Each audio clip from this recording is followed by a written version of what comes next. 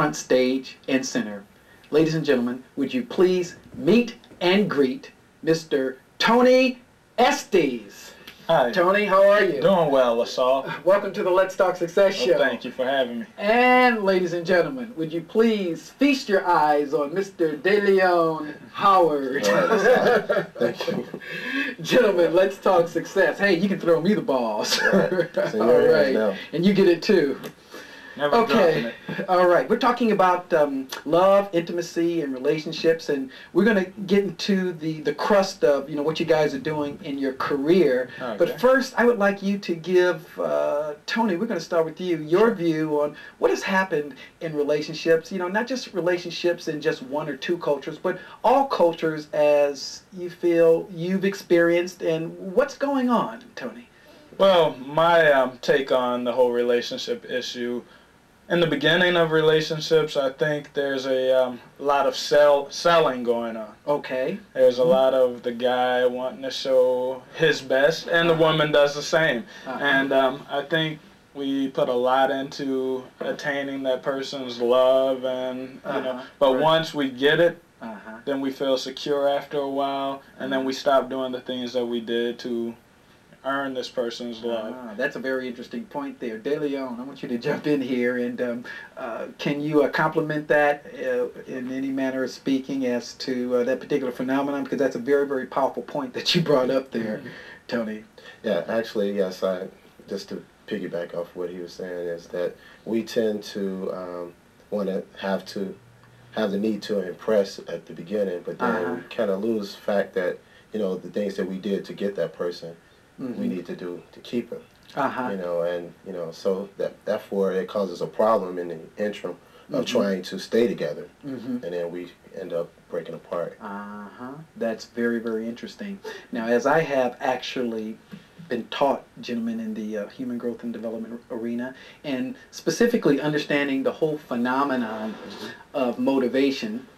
And there are three types of motivation. There's fear motivation, there's incentive motivation, and as we're teaching people to talk success, we're actually encouraging people to enthrone what we know as attitude motivation, which is basically internal. As a result of it being internal, it is permanent, versus fear or incentive, which is external, and as a result of it being external, it is temporary.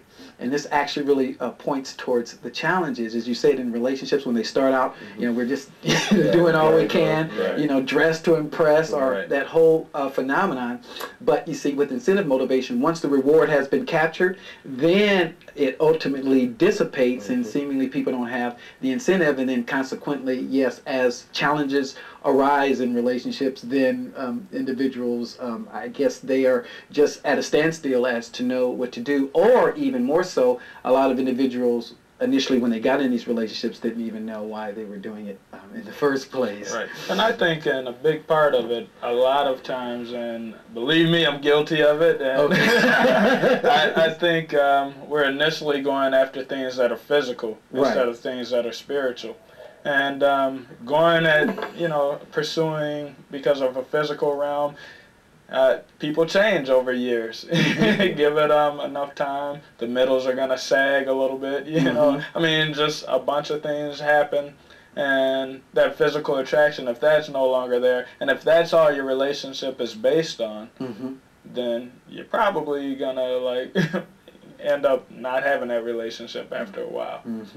Yes, but even as I started with my my prelude, my video epigram to Oprah Winfrey, and I was speaking about the conspiratorial view of history, I have discovered some very, very interesting findings in the way of information, whereas as our whole culture and society has been built, even if it was only for business purposes only, gentlemen, it was by design that individuals would get in these relationships and have a hard time, and then ultimately the relationships would collapse, and then who's going to get paid. It's basically the judicial system after that, especially as we're talking about these things, concerning marriage, and then as people get other tangible assets involved in the situation, and it becomes just a incredible quagmire for people. But even on the relationship scenario, gentlemen, and there are a lot of things going on here in the City of the Angels, even specifically alternative relationships. DeLeon, I'd like you to give your take on what an alternative relationship is, or the many different types of relationships, and how does that fit into you, and what are you actually specifically looking for in a relationship, sir? Well, considering, you know, my pursuit coming out here in LA, I came with the mind frame that, you know, being in Chicago, I attempted to have relationships, and you know, it was basically on a mutual type of thing, as far as with the male and female.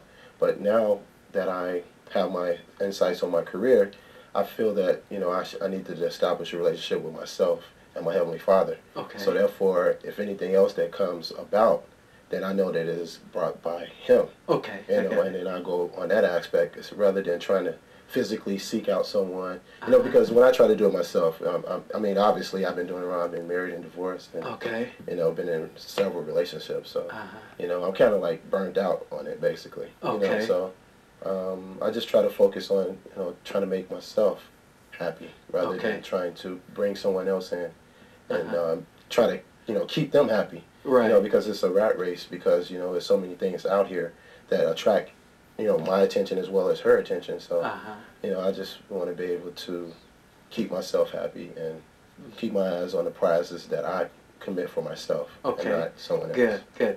Tony, why don't you bounce off of that and talk about alternative relationships, and what does that mean to you when you hear the phrase alternative relationships as we're moving up to our PSA rolling? Go right ahead, please. Right. Well, when I hear the term excuse me. Yeah, easy for you to say. Exactly. It used to be at one time. Alternative relationships, when I hear about that, you know, I think it, because I'm a traditional guy, you know, I'm a heterosexual, so I instantaneously, I'll start, I am, brother. I instantaneously think of, they're talking homosexual relationships. They might even be talking about multi-partnered relationships. Okay, and on that particular note, as we're moving up to our PSA roll,